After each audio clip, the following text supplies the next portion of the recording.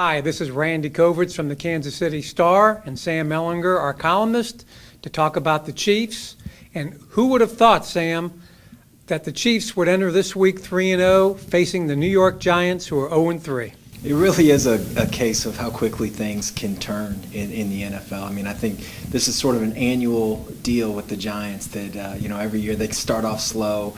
Those rabble-rousers in the New York media are going to start firing Tom Coughlin at any moment, and then they'll, make a run to the playoffs. It's been, sort of their pattern the last few years. But yeah, I mean, the Chiefs come in here, a 2-14 team from a year ago, and last I saw they're a 4.5-point favorite, and that line makes a lot of sense. It's really a case of how quickly things can turn in the NFL, I think.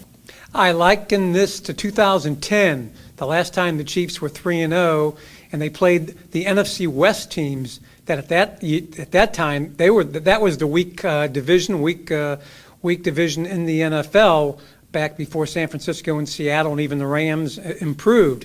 Well, this year the NFC East seems to be the weak sister, and they've already taken care of Philadelphia and Dallas, and now they get the Giants. Yeah, I think a lot of us it'll be curious to see what is going on inside that Giants locker room. I mean, this has the potential to be that kind of cornered animal, and you never know what kind of effort the Giants are going to give in response to really just no other way to say it but an embarrassing loss to the Carolina Panthers this past weekend. So, but that being said, the Giants are giving up 38 points per game, which is just absolutely incredible. 36, 41, and 38, I think, in their 3 games. So, I think a lot of us look at the Chiefs and we see a defense that is, maybe the best in all of the AFC, but an offense that maybe needs to move the ball a little bit more. And at least statistically, they're facing the right opponent this weekend.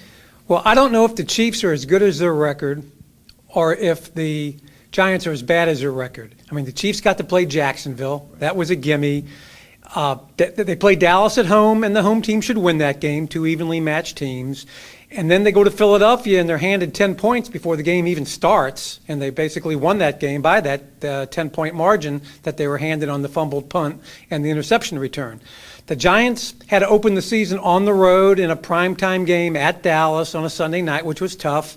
Then they play at home against Denver, and we see what Denver's done. So you figure, okay, they'll go to Carolina, and even though it's on the road, they'll get well.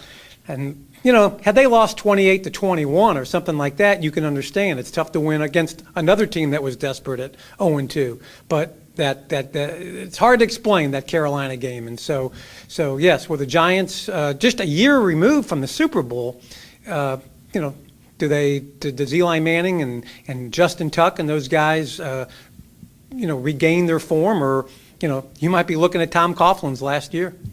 Coaches talk about turnovers all the time as well, and most of the time that's kind of coach speak. But my goodness, in this game, I think the Chiefs are +9 in turnovers so far this year, and I think the Giants are -9 in turnovers this year. So that's obviously going to be a huge point. And you mentioned the Philadelphia game when the Chiefs are kind of gifted 10 points before the offense takes the field. That's going to be a really important part of this game against the Giants, because the Chiefs are, with that defense playing the way they are, and the offense that is sort of built on, making no mistakes and taking care of the ball, they're going to suck out the rest of the clock if that happens with the Giants again. If they can get those kinds of turnovers, I don't see how the Giants can win that game in Arrowhead Stadium. So that's a really important thing to keep track of. And finally, we've made this point too with this NFC East schedule. Nobody knows these NFC East teams better than Andy Reid, and you can't minimize the importance of that. And he's faced the Giants twice a year for the last 14 years. So if anyone knows what buttons to push against the Giants, it's Andy Reid.